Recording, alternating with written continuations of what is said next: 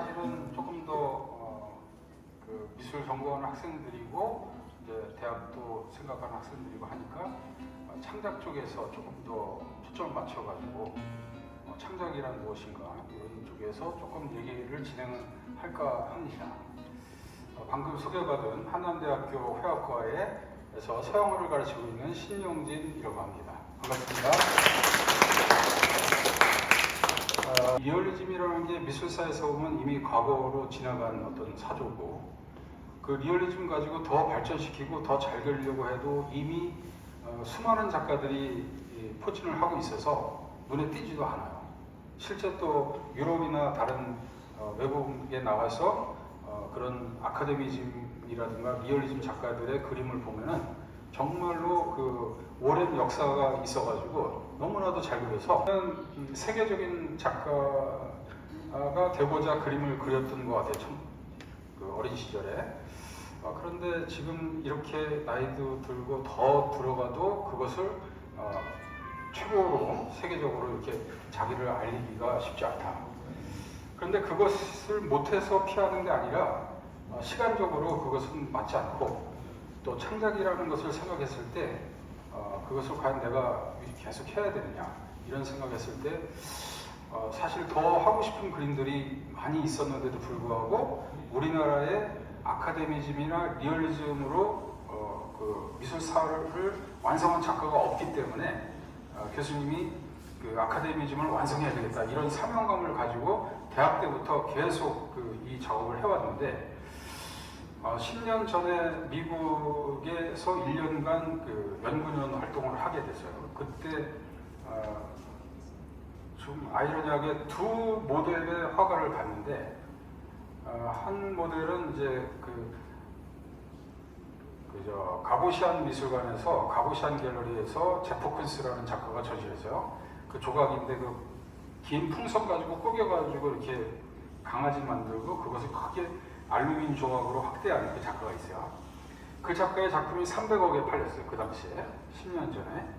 근데 그 다음날 이제 그 맨하탄 시내를 이제 그 갤러리를 돌아다니다가 집에서 싸온 햄버거를 하나 이제 그 중앙우체국 앞에 계단이 굉장히 많은데 거기서 보통 사람들이 거기서 햄버거를 먹으면서 점심을 때워요.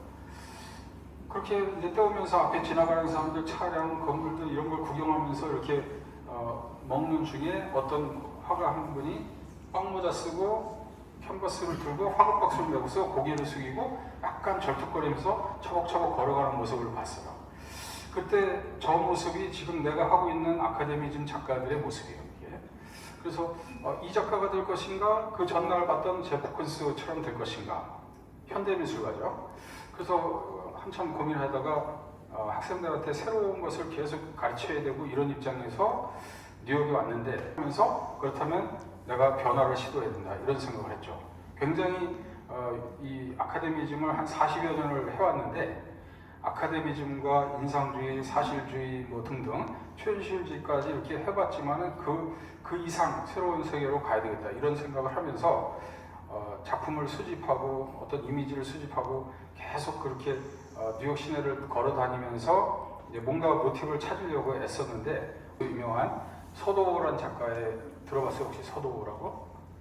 이렇게 그 그물망 같은 걸로 건물 짓고 그래서 우리나라 국립현대미술관에서도 인정하고 세계적으로도 인정하는 작가인데 브루클린 뮤지엄을 갔더니 그런 류의 작품들 막 이렇게 어떤 건물들이 막 그 실내로 그 갤러리 안으로 들어와 있고 미술관 안으로 들어와 있어요. 그런 걸 보면서 우리나라 사람들은 충분히 서도우 같은 작가들이 나올 수 있겠다 이런 생각을 했어요. 여러분들도 그런 무대에 가서 이렇게 미술을 보다 보면은 더 많은 아이디어를 생산해낼 수 있겠다. 그래서 오자마자 이제 학생들한테도 계속 가장 번화한 뉴욕의 시내를 돌아다니도록 그 방학 기간을 이용해서 해봤으면 하는 바람도 이렇게 얘기한 적이 있는데, 하지만은 이 전시를 통해서 우리나라 젊은이들이 순수 미술에 대해서 좀 더 접근할 수 있는 기회를 갖고 더 많은 예술가가 이렇게 나왔으면 좋겠다 이런 바람을 갖게 됐어요. 것 같아요. 여기 있는 소나무들 저 끝까지는 원래 25점을 기획해서 그림으로 그리려고 했는데 완성하는 과정에서 너무 그 미완성이 돼가지고 12점만 가지고 나왔어요. 근데 이 그림들은 금강산은 한 6시 이후에는 그 관광지 외에는 어디든 다닐 수가 없어요. 북한의 뭐라 그럴까 초병들이 총을 들고 서 있어서 조금만 삐져나가면 총살해요. 그래서 그런 게 이 아름다운 산을 낮에도 가고 밤에도 가고 막 그러면 얼마나 좋겠어요. 그런데 못 가죠. 한 번은 이 소나무를 좀 쫓아가지고 올라가다가 스케치하고 이러면서 올라가는데 2명의 그 북한 병사가 막 부르는 거예요. 그래가지고 도망갈까 하다가 도망가면 총살이잖아요. 그래가지고 이렇게 다가가서 갔더니 뭐 하는 거냐? 그래서 나는 그림 그린다. 그랬더니 저쪽에 초소가 살짝 그려진 거야. 그러니까 압수. 확 뜯어가지고 저기 뜯고 여기 그리지 말라고 그러더라고요. 그런 일화가 있었어요. 잘못하면 총살 맞을 뻔한 그런 그림들이라고 볼 수 있는데 밤에 그래서 고즈넉한 시각이었는데 그때 이후로는 이런 걸 상상했어요. 교수님이 상상하면서 대낮에 찍은 소나무인데 밤으로다가 이제 바꿨죠. 그래서 일반적인 풍경화는 나가서 풍경을 그리고 어떻게 이렇게 있는 그대로 그린다든가 그렇게 재현이 됐다 그러면 이것은 재현 속에 상상을 부여한 그런 그림이고 여기에 달을 등장시킨 것은 사실은 태양이라는 것은 밤에는 사라지죠. 지구 저 낭떠러지 밑으로 떨어져요. 그런데 달은 낮이나 밤이나 그 자리에 떠 있는 거거든요. 낮에는 태양 때문에 가려서 안 보이는 거지 그대로 떠 있어요. 그래서 이거는 밤의 달이지만 저기는 낮달이거든요. 그 낮달이란 것은 안 보이지만 항상 너를 지켜보고 있다 이런 개념으로 이런 의미로 이제 교수님이 그리기 시작했는데 여기 2점은 여기 그 기둥에 있는 2점은 낮달 시리즈예요. 그거 2개는 대둔산을 그린 건데 여기 대전 인근에 있죠. 그래서 그 낮에 누군가는 계속 지켜보고 있다 이런 의미를 갖고 그래서 이 금강산에도 또 금강산 소나무에도 달을 그려 넣어서 그 어떤 이북과 남한의 어떤 이데올로기라든가 이런 것들에 대한 두고 보자. 이제 역사는 어떻게 바뀔 것인가 이런 것도 좀 내포하고 있다 이렇게 보면 좋을 것 같아요. 그리고 여기 있는 12점은 그리는 과정을 유튜브에 다 올렸어요. 그래서 여러분들이 네이버에서 금강월화성이라든가 월화금강성을 찍으면 요거 그리는 과정이 나와 있어요. 그림 그리는 과정은 처음에는 이제 유튜브 촬영을 교수님이 직접 하다 보니까 미숙해가지고 이렇게 옆에서 놓고 이렇게 그리니까 그림이 이렇게 다각형으로 되면서 잘 안 보이더라고요. 그래서 정면에다가 놓고 카메라를 놓고 그림을 정면을 찍으려니까 자세가 이렇게 돼서 이렇게 가지고 그린 거예요.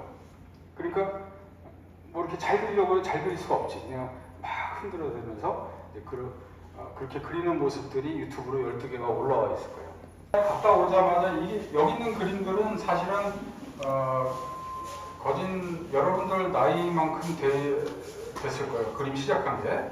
한 20년 전부터 금강산 다니면서 이렇게 스케치하고 사진 이미지를 받아온 것을 최근에 마무리한 거고 최초에는 대강 크게 뭉뚱그려서 색칠해놓고 다 말린 다음에 거의 10년 지나서 저걸 꺼내가지고 하나씩 완성을 해가는 거거든요. 그런데 그 이전에 최초로 요 그림들을 그렸는데 교수님 중에서 그 2분이 한국화 하신 거예요. 동양화, 그 당시에 동양화라고 했는데 동양화과 교수님 2분이 교수님을 불러서 영자 네가 앞으로 우리나라 한국화를 만들어야 되겠다 이런 얘기를 하셨어요. 그래서 깜짝 놀라가지고 한국화가 뭡니까 그랬더니 한국화는 이제 그 한지에다 그리는 그런 그림들이잖아요. 그런 건데 한국화가 없어요 우리나라에. 일본에는 일본화라는 게 있어요. 분명히 그 색깔이 분명해요. 중국에도 중국화라는 게 있고 심지어는 북한에 조선화가 있어요. 근데 한국에는 한국화가 없는 거예요. 그래서 그 한국화를 교수님이 하려고 2학년 올라가면서 한국화를 택했어요. 그런데 그때 교수님하고 동기로 맨날 맥주 마시면서 우리 피카소보다 더 위대한 작가가 되자 이런 얘기를 했었는데 이 친구가 나중에 그거 알고 너 피카소에 대한 도피 아니냐 이래가지고 깜짝 놀라서 친구를 타러 강남 갔어요. 다시 서양으로 돌아왔어요. 최근에 교수님이 한국화에 대한 정의를 어느 정도 이제 하고 있다라고 생각을 해요. 한국화 하시는 분들한테는 조금 어폐가 있을 수 있는데 1980년도 중반경에 한국화에 대한 담론이 굉장히 왕성하게 이루어졌는데 그때 서민들이 그리는 민화가 한국화다. 그 다음에 선비들이 그리는 문인화가 한국화다. 또 무속 신앙에서 무속인들이 그 어떤 국거리 같은 거 할 때 그때 이제 그림을 그려가지고 어떤 인물이나 뭘 그려가지고 이렇게 불태워서 날려보내는 그림이 있는데 그게 이제 오감색을 쓴 어마어마하게 잘 그린 진짜 같은 그림이었다고 그런 문헌에 남아있는데 그런 그림들은 국거리가 끝나면 다 불태워버렸다는 거죠. 그래서 그것이 그런 그림류의 이제 박생광이라는 사람이 오감색을 활용해서 무속화를 그리게 되는데 그게 한국화라는 담론이 또 형성이 됐었어요. 그런데 지금 와서 생각해보면 서로 자기들이 한국화다라고 주장하는 바람에 그 담론 형성이 안 되고 결국에는 한국화를 정의를 못하고 있지 않느냐. 또 어떤 분들은 이제 진경산수, 실경산수에서 사회적인 그런 표현하면서 여러분들한테 좀 한자 써서 그런데 의라는 것이 있어요. 그게 어떤 실제가 아닌 정신세계를 그리는 것이었는데 그것을 그린 진경산수가 한국화다. 또 이런 담론도 있고. 그런데 가만히 교수님이 생각해 보니까 한국화를 굳이 미다가 한국화다 이렇게 구분할 필요가 없을 것 같아요. 우리나라는 그 계층마다 저마다 즐기는 세계가 있었던 것 같아요. 미술에서도. 그렇다면 그 모든 게 다 한국화다 이런 결론이 최근에 나오고 있어요, 교수님이. 나중에 공부 한번 해보세요.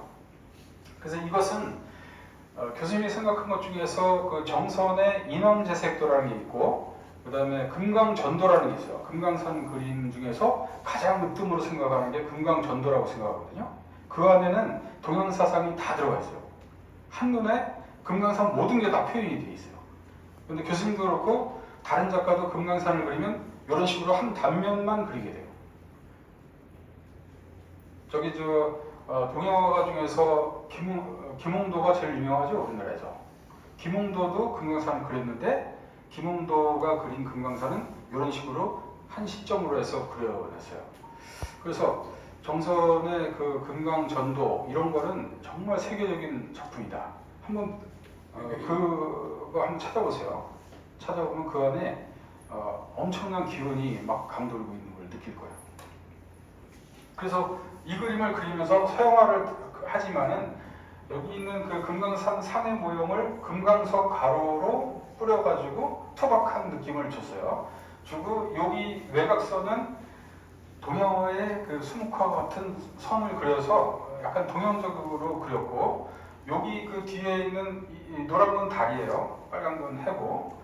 이런 그 십장생도에서 이런 해와 달을 떠왔고 그래서 동양풍의 어떤 그림을 그리려고 했고 여기에 그 시제처럼 이 시제라고 그러죠. 이 동양화에서 시제를 쓰게 돼 있는데 시제처럼 이거 제목을 붙이고 여기 대한민국이라는 낙관을 찍었어요.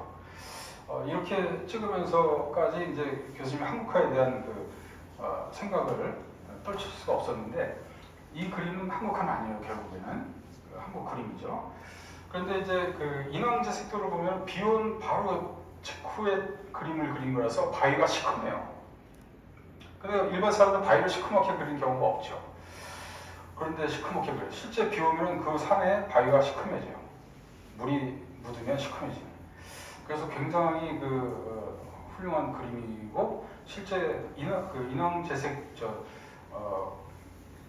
인왕제색도 그거를 보면은 아마 인터넷 들어가면 유튜브로 그 국립현대미술관에서 제작해서 설명을 자세하게 해놓은 것도 있어요.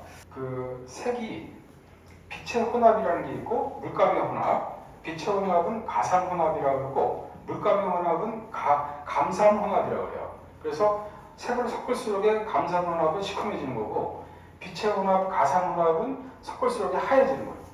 그래서 모든 색을 다 갖고 있는 게 흰색이거든요. 근데 일본에서 일제 때 백이민족 해가지고 염료가 없고 돈이 없어서 색이 있는 옷을 못 입었다. 이렇게 해서 가난한 민족, 불쌍한 민족으로 비쳤죠. 그런데 그게 아니라는 거죠. 백이민족이 맞고 백색은 모든 색을 어우른 그런 색이다. 그래서 그런 것도 조금 들어가 있는 거죠, 여기에. 자, 이제 여기서부터 본격적으로 교수님이 창작에 대한 얘기를 조금 하고 싶은데, 우리가 작품을 만들어가는 과정에서 창작을 해야 되겠다. 또 창조자 그러면 신만이 할 수 있다고 그러긴 하는데, 창작이라고 하면 더 편하겠죠? 창작을 하려면 항상 창작하려고 하는 마음가짐이 필요하다. 이런 생각을 했어요. 그래서 미래에 이제 여러분들이 한번 생각해보세요. 지금 AI가 나오고 GPT가 나왔죠? 챗봇. 지금 뭐 물어보면 답을 금방금방 해요. 그렇다면 이제 조만간에 AI가 인간이 하는 일을 다 대신하게 되죠. 그러면 인간이 할 수 있는 일은 그 다음에 뭘까? 이런 생각을 해야 되겠죠? 뭘 하면서 즐겁게 살 것인가? 없을 것 같아요. 즐겁게 살 수 있는 건 없어요. 그냥 살아가겠죠. 근데 즐겁게 살 수 있는 것은 창작할 때 즐거워진다는 거. 그것을 생각하면 아마도 AI가 아무리 발전을 해도 스스로 창작하거나 하는 거에 있어서는 인간을 따라가기는 어려울 거예요. 왜냐하면 상상할 수 있기 때문에. 그래서 이 창작하는 그런 사람들이 앞으로 미래에 인류를 다스릴 수 있지 않을까 이런 생각을 하게 됐어요. 무엇을 그릴 것인가, 왜 그릴 것인가, 또 어떻게 그릴 것인가 이런 생각을 항상 했지만은 더 심층적으로 없던 것을 그리고 나만의 어떤 그림을 그려야 된다. 이게 이제 막 교수님한테 새로운 창작 영역으로 들어온 거죠. 그동안에 한 40여 년을 유화를 다루면서 어떻게 보면 정말 잘 그리는 그림을 그린다 그러면 이제 유화 기법적으로 누구보다도 더 잘할 수 있는 상황이고 한 1년, 2년 한 작품 가지고 매달리면 정말 깜짝 놀라게 한마디로 악소리 나게 그릴 수 있겠다 이런 준비도 돼 있는데 그거 그릴 이유가 없어져 버렸어요. 아까 서두에 얘기했지만 너무나도 많은 사람들이 그걸 하고 있기 때문에 똑같이 그 안에 대봤자 뭐 의미가 없죠. 오로지 유일한 창작가, 창조자, 또 미술사에 나와 있는 모든 사람들은 이런 고민을 했었을 것이고 잘할 수 있지만 새롭게 갔죠. 그 사람들만 미술사에 남았잖아요. 대표적인 예가 피카소죠. 피카소는 14살 때 데상을 마스터했어요. 그러니까 14살 때 과학과 자유라는 그림을 그렸는데 너무나도 잘 그렸죠. 그런데 그 그림을 더 이상 안 그리고 입체화적으로 그렸죠. 그래서 그런 새로움에 대한 것을 만들어낸 사람만이 이제 유일한 그 분야에서 어떤가는 그런 예술가가 되겠죠. 그래서 교수님도 이제 과거에 여러분 말 때 피카소보다 더 위대한 작가가 되자 이런 생각을 다시 하면서 새로운 그림을 그려야겠다 이런 생각을 하게 됐고 그 새로운 그림을 어떻게 하냐 그 고민을 또 하게 됐고 그래서 뉴욕을 그렇게 발품하면서 돌아다니면서 봤던 저런 쪽으로 그림이 될 만한 거 이런 것들을 찾기 시작했어요. 그래서 계속 수집을 했어요. 그 당시에 카메라 요만한 거 조그마한 거 들고 다니면서 계속 찍기 시작했는데 여기 있는 그림들은 이제 뉴욕이 굉장히 화려해요. 화려한데 골목마다 돌다 보면은 뭐 이렇게 허름하고 망해가는 그런 상가도 있어요. 그런 상가에 창문에 이런 종이 같은 걸 붙여놓고 그 안에서 새로운 어떤 상점이 생기기 위해서 공사를 하고 있어요. 그런데 이 종이들이 테이핑 돼가지고 이렇게 있는데 열받아가지고 또 오래되면 이게 내려앉더라고. 내려앉은 그 종이 구겨지는 모습들이 이거 조형적으로 그림이 될 만하겠다 해서 수집을 하기 시작했는데 그 수집한 것들을 이제 집에 와서 계속 보면서 거기서 형상이 이거 보니까 무슨 여기 있는 건 아니지만 저 앞에 이제 그 여우와 포도 그림인데 누가 찢었는데 아니면 찢겨졌는데 여우 눈처럼 보인 거예요. 그래서 여우를 상상하게 됐는데 그렇다면 다시 한번 가보자. 그래서 이제 다시 또 두르고 해서 수집한 그 대상을 새롭게 재구성해서 이야기를 만들기 시작했죠. 그게 이런 그림들인데 이런 건 그래서 이거 테이핑 자국이고 이게 종이 자국인데 그 안에서 이렇게 뭐 약간의 이렇게 볼륨이 생기는데 그 볼륨들이 이렇게 어떤 공간처럼 느껴졌어요. 그래서 공간을 그리려고 하다가 마침 그때 마크로스코의 그림을 보게 됐어요. 한 300호인가 500호 정도 굉장히 큰 그림인데 그거를 이렇게 미술관에서 보다 보니까 몸이 공중에 막 뜨는 듯한 느낌을 받았어요. 여러분도 한번 경험해 보세요. 정말 그 우주 공간에 떠 있는 듯한 그런 느낌을 갖게 되는데 그 그림을 계속 분석하다 보니까 별로 그리는 것은 큰 차이가 없어요. 근데 우리나라 상업화가들도 마크로스코 그림을 흉내내기도 하더라고요. 그리고 싸게 팔기도 하고. 근데 그 그림을 잘 보면은 요 그림에서도 잠깐 얘기하자 그러면 결국에는 여기는 색이 똑같이 들어가는데 요 외곽에 수없이 많은 터치들이 있다는 거죠. 그 터치들로 해서 공간이 만들어지는 거다. 이렇게 생각을 하고 이제 실험을 해봤죠. 이런데 이제 중간 톤이 계속 생기고 롤러로 문질고 붓으로 문질고 계속 하다 보니까 요 사이에 어떤 공간이 형성이 되죠. 그래서 깊이감이 느껴지게 이렇게 이제 한번 그려본 거예요. 근데 뉴욕 맨하탄에 타임스퀘어라는 공간이 있는데 거기서 BTS가 공연을 했어요. 그때 교수님이 다른 채널로 들었는데 이 BTS가 전 세계에 한국을 알리고 있었죠. BTS 전에 누가 알렸죠? 싸이가 알렸는데 사실은 교수님 생각에는 싸이가 왜 이렇게 떴을까? 미국 사회에서 이런 생각을 했어요. 아니 비어있는 잘생긴 장동건이 떠야지 왜 싸이가 뜨나? 사실은 미국에서는 중국도 그래요. 중국의 그 미술이 한때 굉장히 융성을 했어요. 그런데 미국 사회에서 중국 작가들 그림을 사들이면서 중국 작가들 그림이 엄청 비싸졌을 때가 있어요. 그런데 가만히 생각해 보면 중국의 작가들 그림이 다 중국의 어떤 이데올로기인데 중국의 사회주의 체제를 반대하는 그런 작가들의 그림이 아니었나 이런 생각을 하고 그 그림을 히트친 그림들을 잘 보면은 대두 엄청나게 머리가 크고 또 이빨도 이렇게 막 웃어도 이빨이 많이 보이고 이런 조금 우스꽝스러운 사람들을 그린 그런 그림들이 히트를 쳤던 거 아닌가 이렇게 생각해 보면 미국 사회에서 중국의 모든 사람들이 이렇게 생겼어 이런 우스꽝스러운 사람들이야 이런 거 아니었나 이런 생각도 했어요.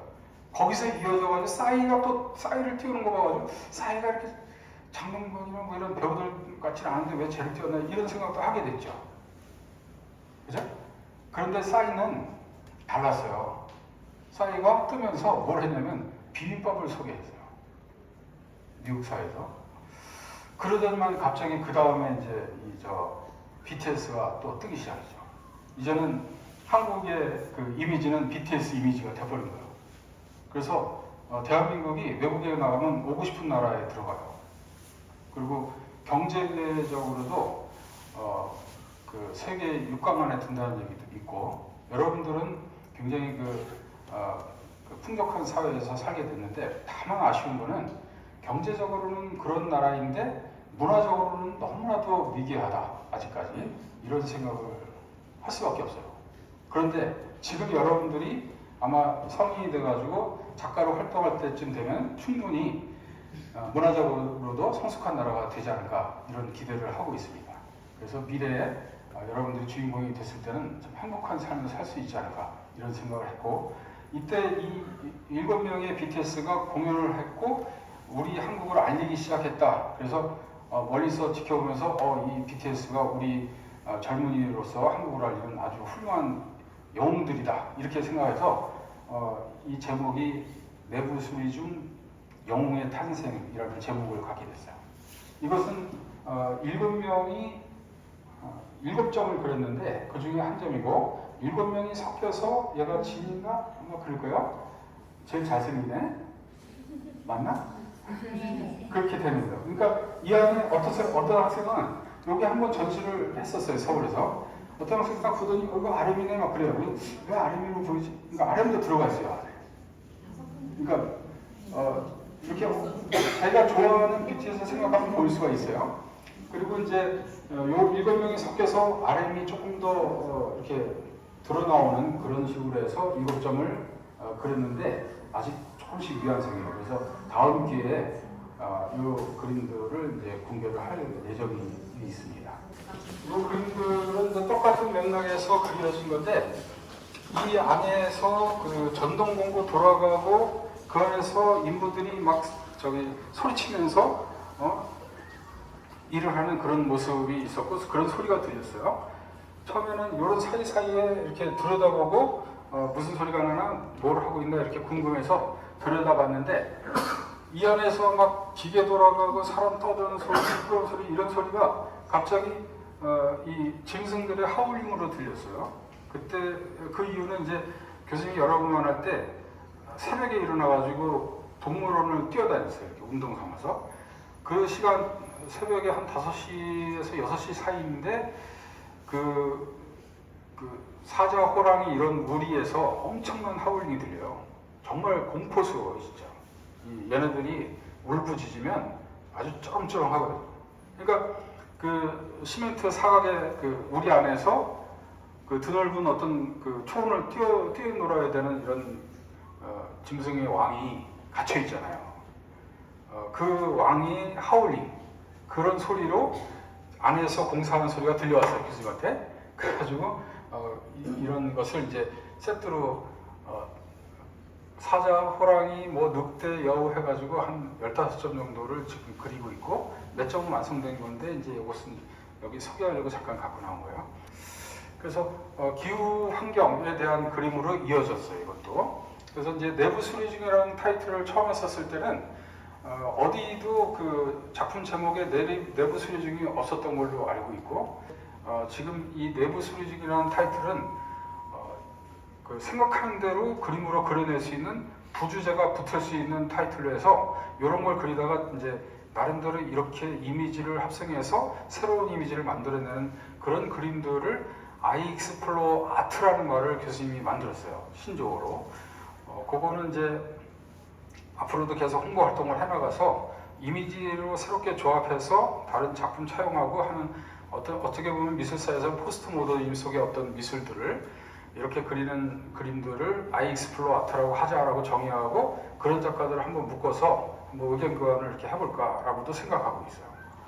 그래서 그런 것들 중에 하나고 이것은 이제 이 안에서 또 이렇게 들여다보니까 막 그라인더 기계 돌아가면서 불꽃 튀잖아요. 이렇게 쇠자를 부를 때 그 불꽃이 팍팍 튈 때 불의 발견이라는 타이틀을 상상하고 이 이미지는 원시인도 아니고 그리스 신화에 나온 프로메테우스 불의 신이죠. 그것을 섞은 새로운 교수님이 만든 인물이에요. 그래서 이 불의 발견이라는 걸 통해서 인간은 지혜를 얻었다. 그래서 그런 약간의 계몽적이긴 한데 이 계몽 교수님이 40여 년 동안 그림 그리면서 계몽주의에 빠졌어요. 그림으로 목매한 사람들을 계몽시킨다. 이게 이제 과거 고전주의 그 그림의 화두였거든요. 근데 지금은 예술에서 계몽 얘기 나오면 그건 너무나도 진부한 거기 때문에 안 하는 게 좋을 것 같고 이것도 계몽을 떠나서 그냥 상상의 소상물이다 이렇게 봐줬으면 좋겠습니다. 지금 그 어려운 말인가? 계몽에 대해서 그림으로 계몽하려고 그러면 이제는 안 돼요. 과거에는 그림이 시작이 그 종교화죠. 종교화. 그 대부분 사람들이 글을 몰라가지고 그림으로 설명을 했단 말이죠. 그러니까 이 그림이 과거의 그림들은 그림이 아니라 사파예요. 종교를 알리기 위한 사파. 근데 그동안에 그거를 해왔던 거죠, 교수님도. 그래서 이제 순수미술로 돌아가자 이런 운동이 이제 막 시작되고 그게 계속되다 보니까 추상이 나오는 거죠. 모든 것을 제거하다 보니까 추상이 나오는데 추상이 나오다 보니까 또 추상도 장식화되죠. 그러다 보니까 다시 회화로 돌아가자. 그런 게 이제 모더니스트, 포스트 모더니스트들이 이제 다시 그 이미지로 그림을 그리게 되고 이런 미술사를 한번 여러분들이 공부를 해야 될 거예요. 그래야지 교수님처럼 40년 동안 헤매지 않을 거예요. 여러분들이 들어가서 미술사, 미술 이론 이런 거를 공부하다 보면 빨리 내가 갈 수 있는 길을 가고 거기서부터 나의 세계를 창조해. 근데 교수님은 돌고 혼자서 하다가 우리나라에 이런 고전을 가르칠 수 있는 교수님들이 사실 없었어요. 그래서 중국 작가한테 어깨너머로서 기름 쓰는 법을 훔쳐서 배우고 이렇게 지금까지 해왔던 거 아닌가 이런 생각이 드는데 여러분들은 빨리 그 길을 가고 그 다음 세계로 진입을 할 수 있는 그런 아마도 미술을 해야 될 것 같습니다. 과거에 저기 있는 소나무나 이전에 그렸던 풍경화나 이런 거에 있는 소나무는 그림 속의 소나무고 그림하고 같이 어우러져 있는 풍경 속의 소나무였다 그러면 이것은 온전히 소나무를 얘기하는 소나무가 된 거다 이렇게 생각을 해요. 그래서 이 그림은 여기 물론 이제 배경은 조금 있지만은 실제 풍경 속에 있는 소나무가 아니라 소나무만 따가지고 그 소나무의 온전한 소나무의 정체성을 찾아나가려고 했던 것이죠. 그래서 이 소나무하고 교수님하고 무라일체 들어봤어요? 혹시 무라일체? 그게 이루어진 다음에 그려진 거라고 생각하는 거는 이 소나무를 엄청 많이 그 이미지로 찍어놨어요. 여러분들이 어떤 그림을 그리고 싶을 때 그 대상을 사랑하는 마음을 가지고 관찰하고 계속 보면서 그 대상을 꿰뚫어 봤을 때 그때 아마도 새로운 그림이 창작의 세계로 가게 될 것 같아요. 혹시 5,000원짜리 그 돈에 태계 이황 선생인가? 1,000원짜리인가? 태계 이황 선생 알죠? 태계 이황 선생이 가장 사랑하는 대상이 매화예요. 그 매화도 그려져 있을 거예요, 그 안에. 그런데 그 매화를 얼마나 사랑했는지 그 자기가 병에 걸리면 매화를 다른 방에다가 재워요. 병 걸릴까 봐. 그리고 매화를 그렇게 그 관찰하고 했는데 태계 이황 선생이 죽을 때 유언으로 남긴 게 있어요. 뭘까요? 자기 가족들한테 이 매화에 물을 주거라. 그러고 죽었대요. 그러니까 얼마나 그 매화에 대한 그 애착을 가지고 그리고 매화에 대한 시를 뭐 수백 편을 쓴 거로 알고 있어요. 그만큼 매화를 사랑하는 가운데서 그 매화하고 그 태계 이황 선생하고 무라일체가 되면서 시상이 떠오르고 창작을 하지 않는다 이런 생각을 하고 그래서 여러분들이 만약에 어떤 대상을 그리고 싶을 때는 그 대상을 정말로 사랑해야 돼요.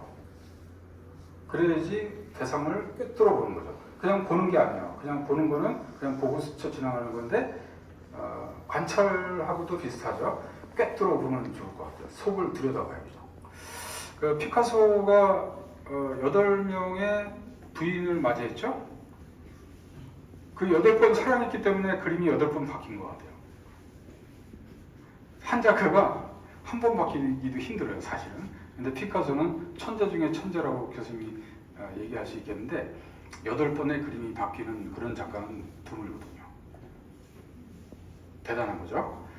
그런데 여러분들이 지금 빨리 어떤 그 미술 세계를 빨리 진입해서 더 많은 미술사를 꿰뚫어보고 또 더 많은 여행을 하고 그렇다면은 아마도 빠른 시간 내에 어떤 이미 갔던 선인들이 갔던 지역을 점령하고 거기서부터 새로운 세계로 나갈 수 있다면 아마도 더 빠른 그러니까 시를 앞당기면서 8번이 아니라 10번까지도 할 수 있지 않을까. 지금 학생들이니까. 또 너무나도 이렇게 빨리 변하는 시대이기 때문에 더 많은 변화가 아마 이루어져야지 AI를 이길 거예요. AI가 계속 쫓아오잖아요. 근데 인간은 그것 때문에 두려워서 달아나면 안 되고 쫓아오면은 그냥 즐기면은 저기 가 있어요. 재미를 느끼게 되면 AI가 쫓아올 수가 없다 이런 생각을 합니다. 그래서 여기까지 이게 이제 또 교수님은 또 어떻게 변할지 모르겠어요. 이 테이핑 가지고 또 어떤 작업을 하고 어떻게 갈지는 모르겠지만 여기 있는 것들은 같은 카테고리 안에 들어올 것 같고 이것도 내부 수리 중에 같은 것인데 100권짜리로 지금 한 4, 50개 정도 지금 제작을 하고 있는데 그 중에서 이제 몇 점 뭐 여기 가져올 수는 없었고 이 그림을 가져오게 된 것은 이제 교육적인 목적이 여기 조금 있다 이런 생각을 했어요. 이 안에 종이가 이렇게 붙어져 있는데 거기가 이렇게 살짝 찢어진 모습이 여우 눈처럼 이렇게 쪽지여가지고 찢어져 있었어요. 그래서 그것을 여우 눈으로 상상하고 여우를 그리게 됐는데 이렇게 그리면서 여기다가 그 포도를 이렇게 그려놓고 그 이솝우화의 여우와 포도라는 내용이 있죠. 그러니까 다리가 짧아가지고 점프를 아무리 해도 그 포도를 따먹질 못해요. 그러니까 여우가 돌아서면서 저 포도는 맛도 없고 쉴 거야. 이렇게 하면서 돌아가거든요. 그러니까 자기가 하다가 결과도 못 보고 쉽게 포기한다는 그런 내용인데 여러분은 그러지 말았으면 좋겠다 하는 의미로다가 이걸 갖고 나왔어요. 그러니까 지금 뭘 하더라도 어렵죠. 어떤 그 창작의 길에도 굉장히 순탄하게만 가면은 좋은 창작이 있을 수가 없어요. 소심한 굴곡을 겪으면서 갔을 때 비로소 자기만의 새로운 창작이 나오지 않을까 이런 생각을 해서 어려움을 극복한 사람이 제대로 된 작가가 되겠다 이런 의미를 띠고서 이 그림을 가지고 나왔습니다. 쉽게 포기하지 마세요. 여기까지 하겠습니다. 여기 이제 나이가 어리거나 이제 많으시거나 이렇게 다양하게 있는데 미술 창작하시는 분들이잖아요, 그죠? 미술 창작은 이제 발상을 해야지만 나오는 이제 영역이기 때문에 여러분들이 남의 작품을 잘 뜯어봐야 된다고 저는 생각해요. 남의 작품을 잘 분석하고 해석할 때 자기 작품으로 연결이 되고 나도 저 작가처럼 이렇게 설계를 잘해가지고 발상을 해야 되겠다. 그렇게 연결되거든요. 그렇기 때문에 고등학교에서 이런 수업은 대학교랑 연결돼야 되고 또 대학원이랑 연결돼야 되고 또 작가로서 활동할 수 있는 역량을 기르는 중요한 과정이라고 생각해요. 그래서 오늘 그런 시간인데 다리도 많이 아프셨을 텐데 제일 힘든 것은 이제 신영진 작가님이 제일 힘드셨겠죠. 다시 한번 박수로 마무리하겠습니다. 감사합니다.